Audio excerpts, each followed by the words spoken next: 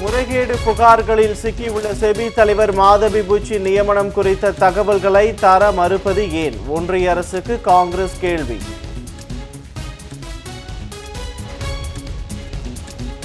IAS, IPS உள்ளிட்ட குடிமை பணிகளுக்கான முதன்மை தேர்வு சென்னை உட்பட நாடு முழுவதும் 24 நகரங்களில் இன்று பொது அறிவு தேர்வு நடைபெறுகிறது.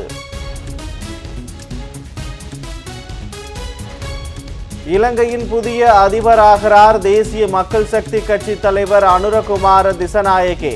இதுவரை எண்ணப்பட்ட வாக்குகளில் 54% வாக்குகளை பெற்று தொடர்ந்து முன்னிலை. அதிபர் ரணில் விக்ரமசிங்கே எதிர்க்கட்சி தலைவர் சஜித் பிரேமதாசாவுக்கு கடும் பின்னடைவு. பாஜக ஆளும் ஒடிசாவில் போலீஸ் காவலில் ராணுவ அதிகாரியின் வருங்கால மனைவிக்கு பாலியல் துன்புறுத்தல். ஆளுநர் மாளிகை மற்றும் முதலமைச்சர் இல்லத்தை முற்றுகையிட்டு போராட்டம். காவல் ஆய்வாளர் உட்பட 5 காவலர்கள் பணியிடை நீக்கம். புதுச்சேரியில் நடைபெற்ற ஃபேஷன் ஷோ நிகழ்ச்சி. வண்ண வண்ண ஆடைகள் அணிந்து ஒய்யாரமாக நடந்து பார்வையாளர்களை கவர்ந்த பெண்கள். மிஸ் புதுச்சேரி பட்டம் வென்றார் வசுந்தரா என்ற மாணவி.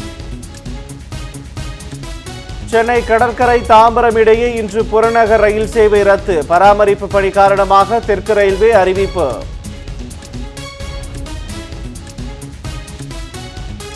ஒன்றிய அமைச்சர் குமாரசாமிக்கு முறைகேடாக நிலம் ஒதுக்கிய விவகாரம். பாஜக முன்னாள் முதலமைச்சர் எடியூரப்பாவிடம் லோக் ஆயுக்தா அமைப்பில் விசாரணை.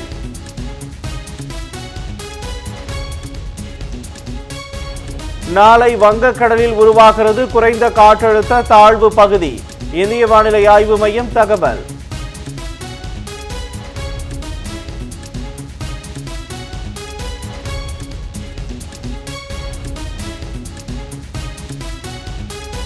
இஸ்ரேல் தலைநகர் டெல் அவீவில் அரசுக்கு எதிராக ஆயிரக்கணக்கானோர் ஆர்ப்பாட்டம். ஹமாஸ் அமைப்பினரிடம் பிணை கைதிகளாக உள்ள இஸ்ரேலியர்களை மீட்க வலியுறுத்தல்.